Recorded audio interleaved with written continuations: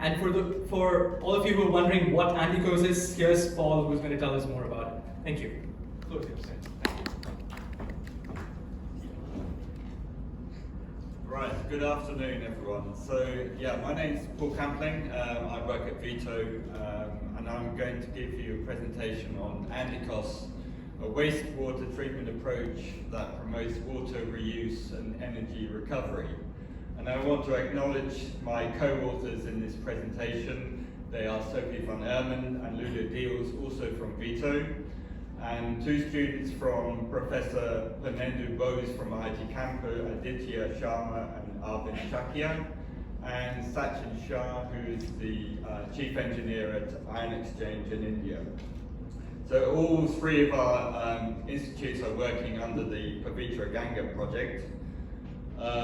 So in this presentation, I'm going to give you a brief outline of the Pavitra Ganga project, what we mean by the ANDICOS approach, some of the results that we've got from lab scale work using ANDICOS at IIT Kanpur, and also the developments that we've done at the pilot scale in Kanpur as well, and we'll finish up with some conclusions.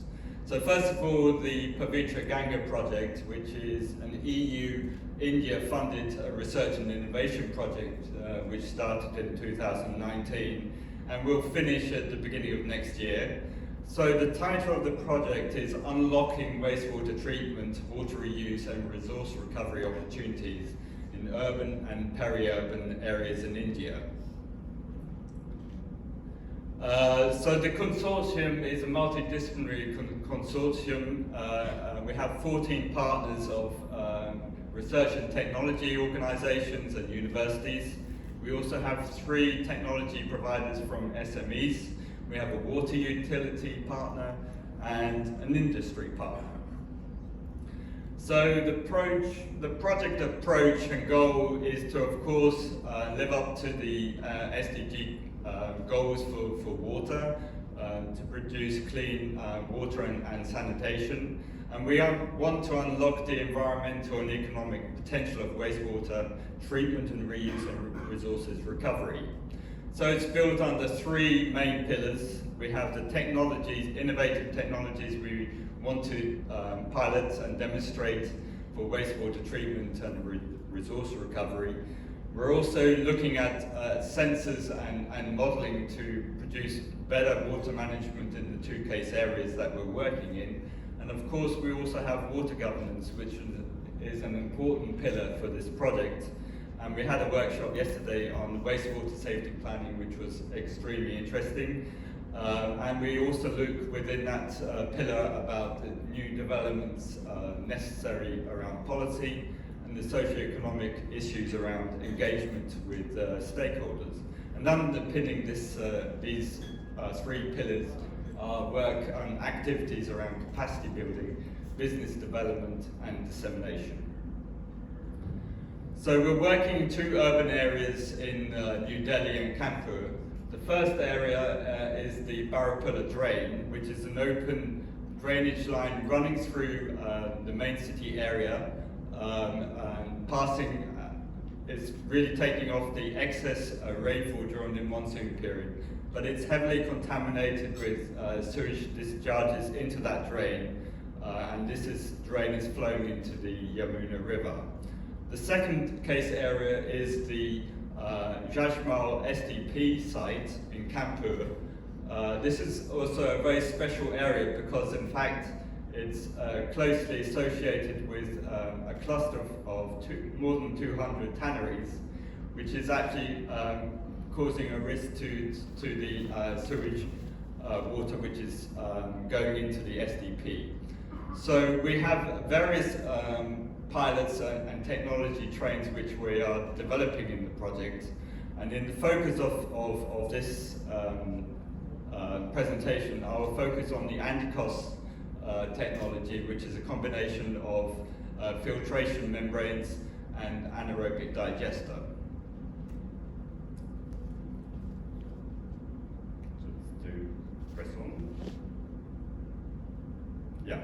So, what is the ANDICOS approach? So we want to move away from aerobic treatment processes to encourage anaerobic treatment. So ANDICOS actually stands for anaerobic digestion by combining organic waste and sewage. So we want to move away from the aerobic treatment processes so that we have energy consumption to energy production. And we can also address the issue of greenhouse gas emissions. And of course, one of the outcomes is wastewater reuse, which is the topic of this session. The current approach and limitations of conventional sewage treatment using activated sludge. Many of these systems are underperforming. There is high intensity of energy use, up to 30 kilowatts per person per year. And of course, you've got the greenhouse gas emissions of CO2 and N2O. And one of the outcomes is also high sludge production, which is very difficult to manage and deal with. On the second part of the ANDICOS system is using municipal solid waste. This is also poorly managed in many areas and urban areas. And if it is collected, it's landfilled or burnt. But of course, there's a lot of organic potential which could be used from kitchen and garden waste for anaerobic digestion. But we also know that not only is the solid waste collection difficult to perform, but it's also very complex to organise that solid waste in a meaningful way to be used for anaerobic digestion. So just to explain in a bit more detail what we mean by the ANDICOS approach. So we have a wastewater line on top of our diagram, and then a solid waste line at the bottom. So on top we have the municipal sewage, which is coming into the primary settler tank and thickener, and then this moves into the membrane filtration unit, and here we can concentrate the membrane filtration, concentrate the sewage waste using membrane filtration, and this is used as input into the anaerobic treatment. And the rest is permeate, which can be used for non-potable reuse. And then on the bottom line, we've got the solid waste, which is collected as food waste or even crop residues, if that's possible. And this is combined with sludge from the primary settling tank and thickener into a waste reception tank, and then this is brought into an anaerobic digester. So you have the anaerobic treatment system and the anaerobic digester producing biogas, which can then be converted into electrical power. And of course, the additional outcome or valorized product from the anaerobic digester is the digestate, and this can be used for organic fertilizer or for co-pelletization to produce power as well. This conceptual diagram shows what the sort of volumes and sizings you would expect from a 50 million litre per day sewage treatment plant. So with 50 MLD sewage, and if you can collect up to 45 tonnes of food waste per day, you should be able to get 44.4 MLD wastewater reuse out of your system, and 2.9 megawatt power, and of course the digestate as well. To give you a bit of information on what kind of filtrate membranes we're using in this project the Bluefoot membranes from VITO spin-off. These are integrated permeate channel membranes, and the unique selling proposition from this membrane is that it's a flat sheet ultrafiltration membranes, which is backwashable up to 2 bars. So we view it as a compact, robust, and less cleaning type of membrane. And of course, we use it in MBR applications as a commercial product, but we want to test it in this project as purely as a filtration application. So I want to give you a bit of idea of what we've done at the lab scale. So at the lab scale, at IIT Kanpur, we've set up a fully automated system using 3 A4 size membranes, the PLC logs all the flows and pressures, and we can optimize the system very easily. And the backflush is double the filtration flux. And I want to now give you, this is where some of the problems are starting to arise, because we have two periods of testing, a period in 2020 and a period more recently. And then during the period 2020, we had a very high COD and TSS. We had up to 1100 milligrams per litre COD. And we also found total chromium in effluent up to 6.6 milligrams per litre. Through the testing with the membrane filtration unit, we were able to remove the COD and TSS successfully, so we could say that the effluent is of very good quality. We also managed to remove the chromium as well from the influent. But what is not removed is the ammonia in the effluent. But during the period 2021 to 2022, we saw a very different kind of COD levels. We only got 300 milligrams per litre COD, and of course this made it much more difficult to do the concentrations. Of course you've got biodegradation when you're using air to clean your filters. But when your COD is so low, it's very difficult to really generate a sufficient amount of concentration from the sewage for the anaerobic digester. So what we did also, we did some tests not using air to clean the filters, but also but nitrogen instead. I'll show you some results on that in a minute. And we also tested the removal of coliforms, and we got 100% removal rates from the influent to the effluent. Right, this graph shows the comparison between using air and your filtration unit compared to with nitrogen. As I say, obviously without much less oxygen there's less biodegradation, but in fact we also see from the number of cleaning events is much increased by using nitrogen, and we're trying to investigate why that could be occurring, and we think it's due to bioflocculation of the particles, but that has to be verified. The anaerobic digestion lab test results, we're getting a stable production of up to 4 litres of biogas per day. One of the things we haven't done so far is mix the primary sludge with food waste, because there's actually a reluctance to use to mix fecal and non-fecal waste streams in Campo. Basically, I think it's because they're worried because of the proximity of the tanneries that you're going to get other contaminants into your digestate, and so you would end up contaminating soils. Of course, another problem is the logistical requirements to bring food waste to an SDP location.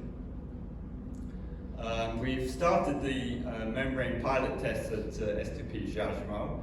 These started up in June last year, and we're obviously following up the process parameters around the fluxes, the cleaning frequency, and of course the water quality of the permeate.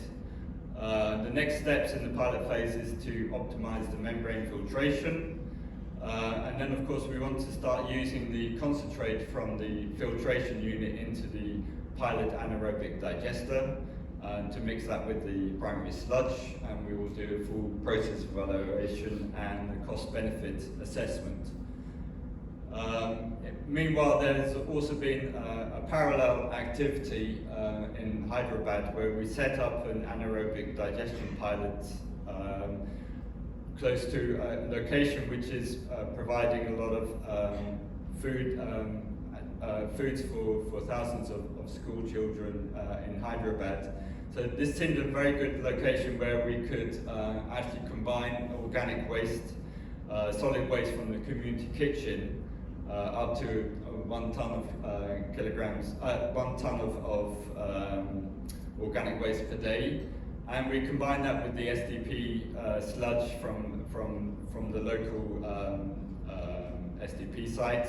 So we've got that up 6,000 kilograms per day, and from this combination of mixing these two, we are able to get a biogas production in terms of order of magnitude of 10 nm³ per hour, which produced 20 kilowatt hour of electrical output. And of course, we were able to use the digested sludge for fertilizer up to 500 tons per year.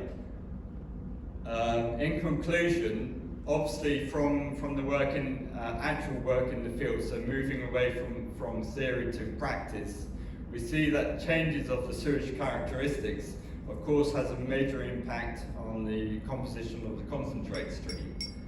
The loss of organics due to biodegradation will, of course, reduce the biogas production. And there is also, as I said before, there is a reluctance to mix fecal and non-fecal wastes. So both these issues, of course, reduce the impact of ANDICOS as a business model, because you have much less biogas production potential. So why is ANDICOS still a relevant approach for India? So converting organics from sewage and mixing it with solid waste will produce green energy, and it also reduces greenhouse gas emissions. It's a modular setup, so it's a very flexible way of improving or bringing a new system or upgrading existing systems or extending the capacity of existing systems in both a centralized and decentralized manner. And the approach, of course, deals with two quite difficult concepts, because you're really wanting to improve the treatment of your sewage, but you're also dealing with food waste management simultaneously. But of course, this would require a completely new mindset in terms of food waste management approaches. If the fertilizer is not so favourable, if the digestate as a fertilizer is not so favourable because of concerns of contamination, then the digestate could be co-pelletized and used as a replacement in the coal energy plant. We've seen that the IPC filtration works as a very good filtration unit, and permeated is obviously of a safe wastewater for irrigation and can be used for other non-potable reuse, and seen as a first step to produce processed water for industry. So I'd like to, that was my last slide. I'd just like to promote the Pavitra Ganga website. There are lots of new developments happening in the project in the coming year. Many deliverables to be brought to the public.